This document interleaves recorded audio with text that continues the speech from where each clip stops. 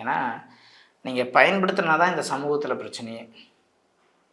பயன்படுத்தாமல் இருக்கும்போது உங்களுக்கு பிரச்சனை அல்ல. சரிங்களா? அதான் உண்மையும் கூட.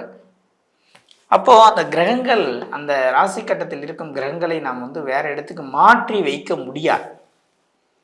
தனுசுலேயும் மீனத்திலேயே ஒரு சனி அல்லது ராகு அல்லது கேது இல்லை மாந்தி இருந்தால், இல்லை குருவும் மாந்தியும் எந்த வீட்டில் இருந்தாலும் நகை பிரச்சனை தான்.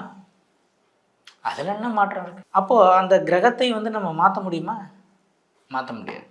அப்போ நம்ம மாறிக்கணும். எப்படி மாறிக்கணும்? நான் ஏற்கனவே சொல்லியிருப்பேன், பரிகாரம் என்பது 10 நிமிஷம் மழை பெய்யுதுன்னா ஓரமாக நின்றுட்டு மழை நின்று தான் நம்ம வீட்டுக்கு போகிறது நம்மளுக்கு நல்லது.